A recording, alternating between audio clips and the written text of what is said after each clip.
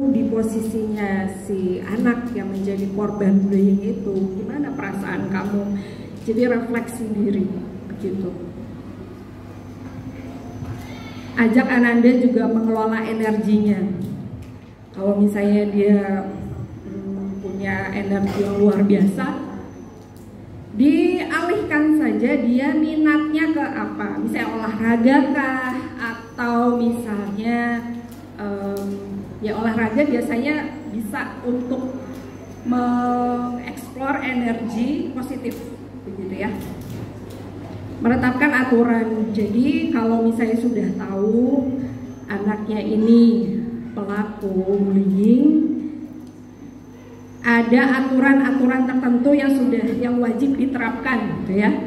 Kalau misalnya kamu melakukan lagi, otomatis ada bukan hukuman ya, konsekuensi yang harus diterapkan kalau misalnya kamu melakukan lagi seperti itu. Nanti untuk bukan hukuman ya, konsekuensi aja deh. Kalau hukuman kayaknya terlalu berat gitu.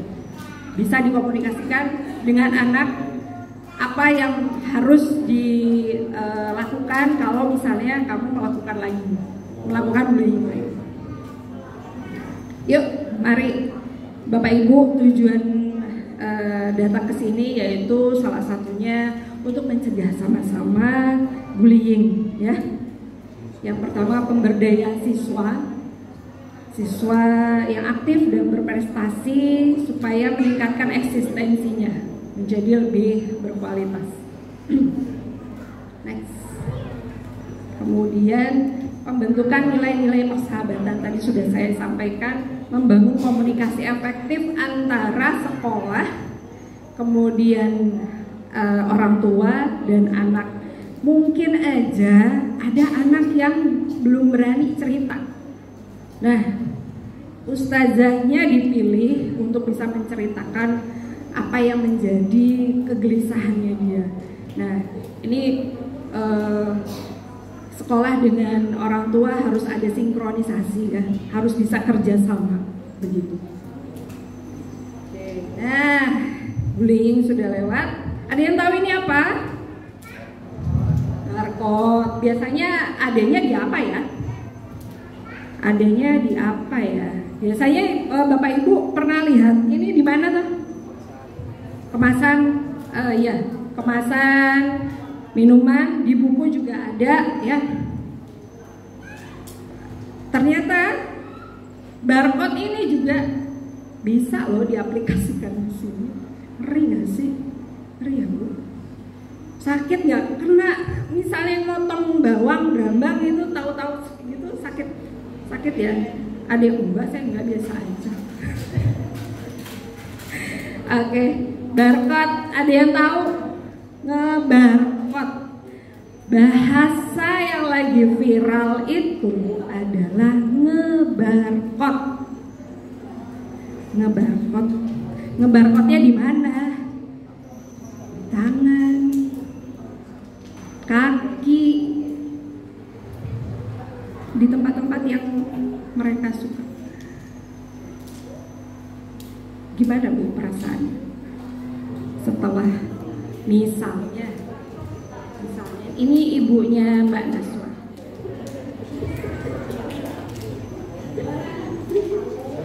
rasanya tadi sudah dikeluarkan satu ya, nah ini perasaannya.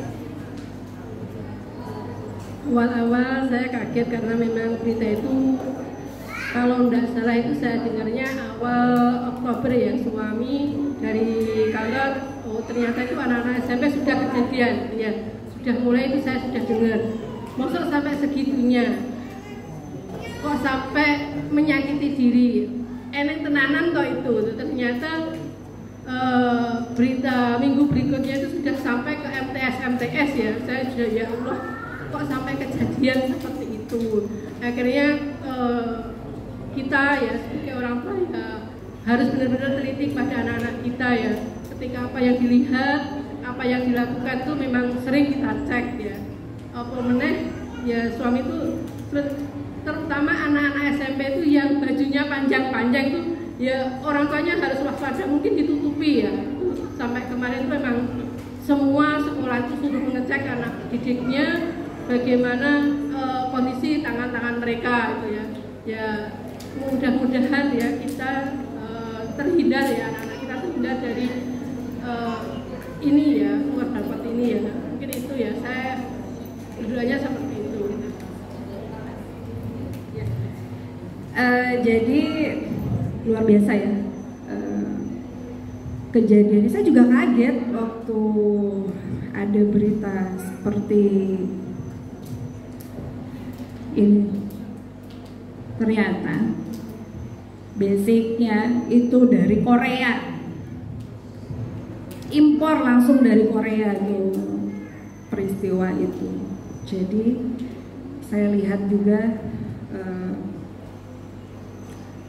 ada video Nek Aquara, di situ ada tulisan gitu ya.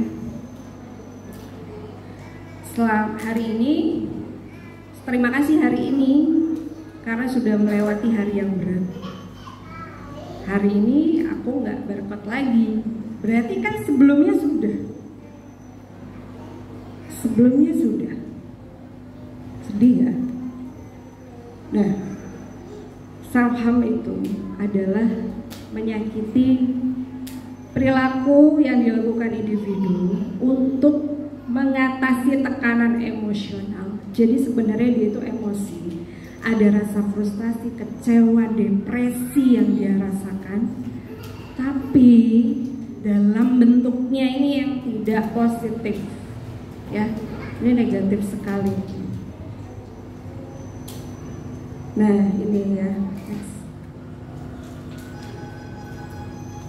apa sih alatnya? Tadinya sudah disebutkan Ustadz Suryani, salah satunya jarum pentul.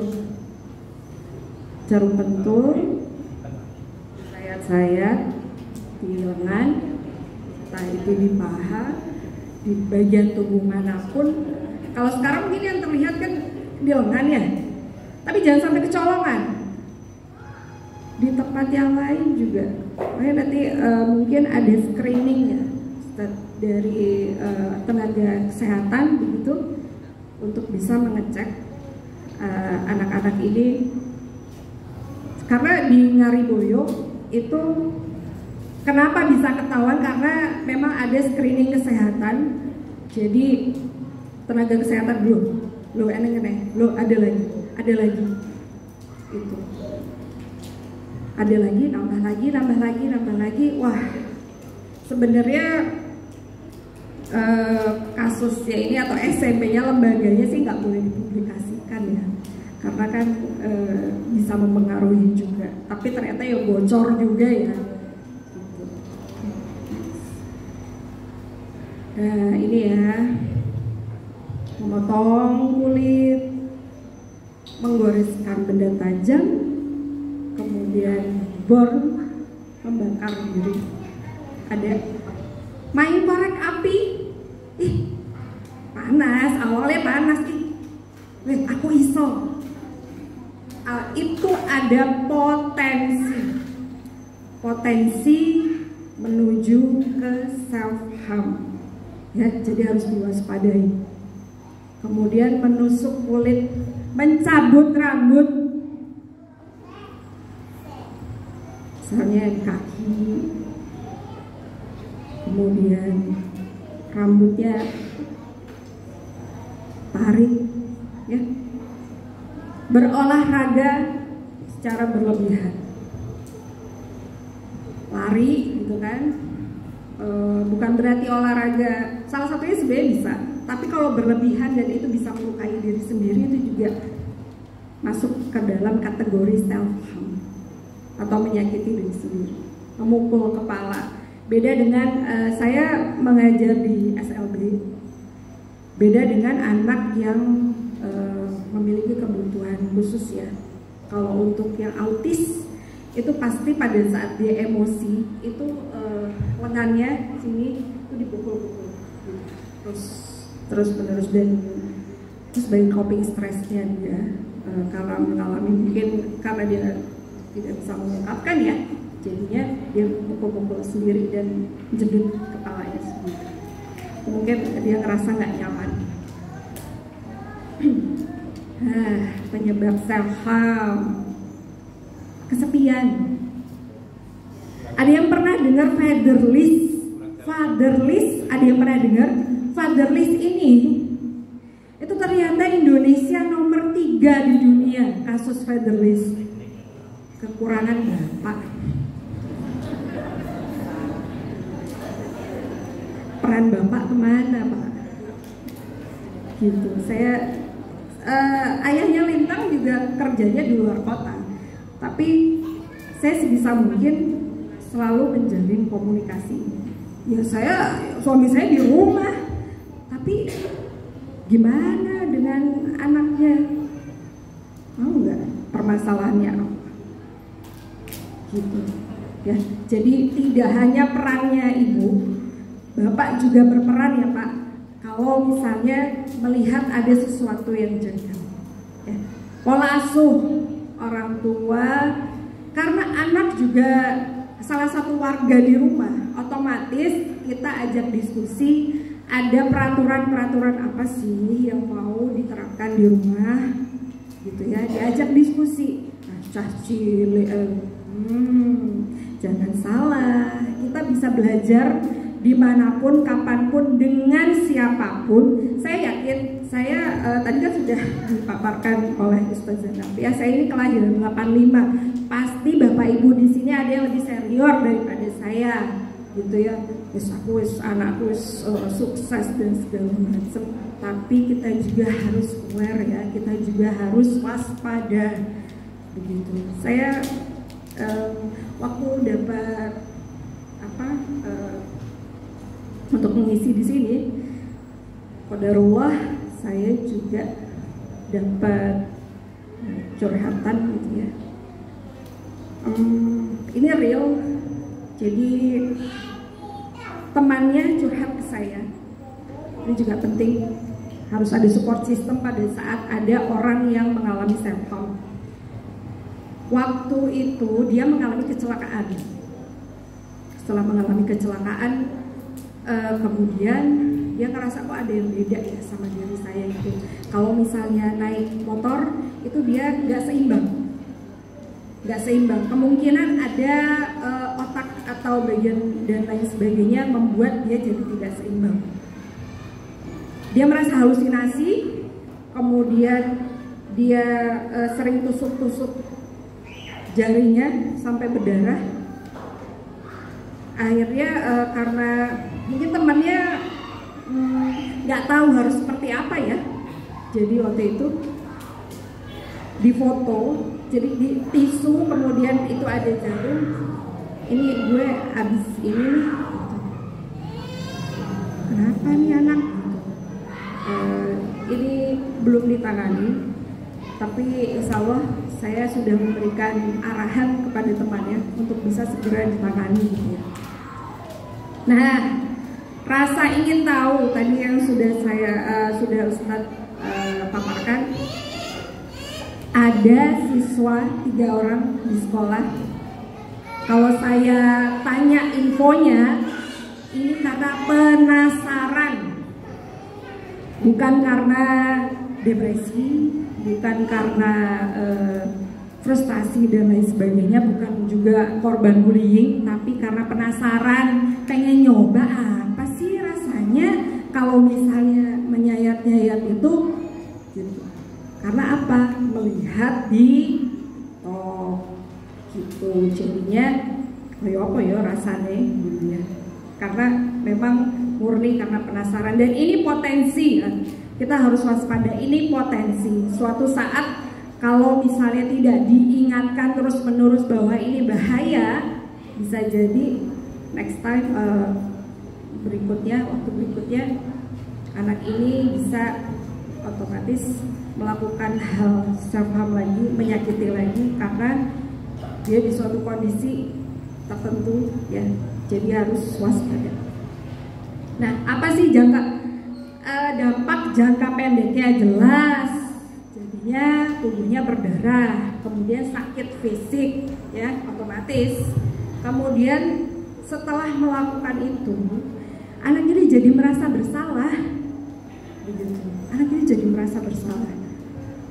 Harga dirinya juga jadi rendah, kemudian cedera otot dan lain sebagainya. Dampak jangka panjangnya otomatis karena ada sayatan, otomatis ada bekasnya. Nah, ini mungkin bisa diedukasi anak-anak. Kalau misalnya ada bekas sayatan kan otomatis nanti seperti tato. Nah, kamu kalau misalnya mau jadi polisi atau mau jadi suatu cita-citanya dia gitu ya. Kalau misalnya ada sayatan kayak gitu, ada bekasnya kan, nanti jadi bahan pertimbangan kalau nggak lolos gimana. Kemudian patah tulang karena mungkin dia memukul-mukul gitu ya. Anemia jelas. Kalau yang sayatan yang ada itu terlalu berlebihan, otomatis bisa menimbulkan anemia, mati rasa, dan pemikiran untuk bunuh diri ini yang paling bahaya ya. Nah, tindakannya apa? Bapak Ibu harus tetap tenang. Lagi-lagi harus tetap tenang. Kalau misalnya Bapak Ibu belum siap, Ibu boleh datang ke tenaga ahli. Ya, tenaga ahlinya siapa? Mungkin psikolog atau psikiater. Bukan berarti kalau misalnya datang ke psikolog atau psikiater terus saya ini gila gitu. Enggak, tidak. Ada kalanya orang ini butuh untuk sharing dengan mungkin belum menemukan orang yang tepat untuk bisa dijadikan sharing gitu ya. Nah, mungkin bisa alternatifnya datang ke psikolog. Nah, mengurangi kebiasaan self harm karena kita muslim ya, jadi kita bisa berzikir, kemudian menenangkan diri, datang ke tenaga ahli, relaksasi seperti itu. Next. Nah, ini dari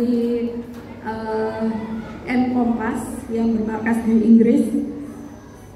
Ini salah satu terapinya yaitu terapi mekanisme butterfly project. Jadi pada saat ada keinginan untuk menyakiti diri sendiri, di lengan misalnya ya, medianya di lengan, itu digambar kupu-kupu. Digambar kupu-kupu, kemudian kita tulis tuh di bawahnya kupu-kupu itu kita tulis nama orang yang kita sayangi, entah itu ibu, entah itu ayahnya, atau orang siapapun yang dia sayangi, dan membiarkan gambar kupu-kupu itu bertahan di situ dulu, dia biar hilang sendiri. Nah, ini berarti dia bisa berhasil melepaskan sesuatu yang negatif ya, perasaan negatif itu dengan sendirinya. Kalau misalnya kita memelukai, kita sama aja melukai orang yang kita sayang. Begitu. Nah, Rasulullah SAW bersabda tidak boleh berbuat moderat dan hal yang menimbulkan moderat. Jadi self harm ini Bapak Ibu merupakan sesuatu yang moderat ya. Nah, Allah Subhanahu wa Ta'ala sangat membenci orang-orang yang menyakiti dirinya sendiri. Ini ada dalam surat Yunus ayat 44. Sesungguhnya Allah tidak menzalimi manusia, sedikit pun tidak pernah menzalimi, tetapi manusia itulah yang menzalimi dirinya sendiri. Nah, ini dia bari sahabat ya, bari sahabat not a bully ya. Yuk kita sama-sama cegah bullying. Kemudian kita juga harus tahu kondisi orang-orang di sekitar kita mungkin yang mengalami self harm gitu. Oke. Kertasnya sudah siap? Kertas dan pulpen.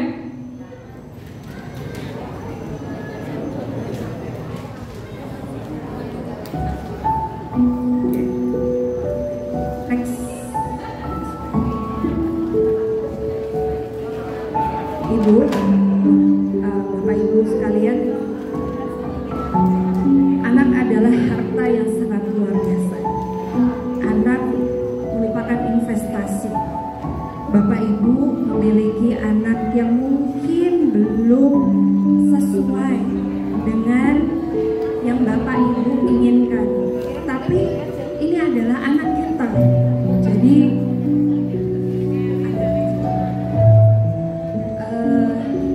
harta yang sangat luar biasa. Nah, oke.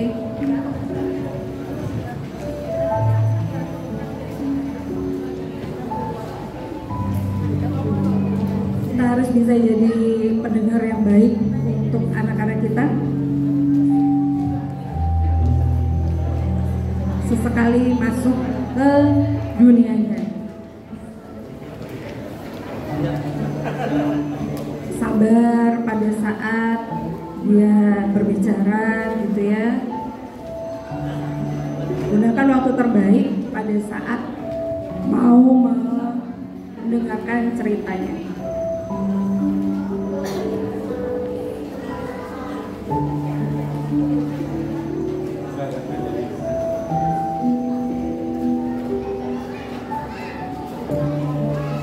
Oke, sudah semua dapat? Sudah semua dapat kertasnya? Pulpennya sudah? Oke, baik. Bapak Ibu, yuk sekarang kita tulis surat cinta buat anaknya. Surat cinta boleh mengungkapkan apa yang Bapak Ibu rasakan, boleh terima kasih. Kalau secara langsung kayaknya udah lama. Sekarang silakan tulis di kertas surat cinta untuk Ananda, karena Ananda ini sesuatu yang berharga. Silakan.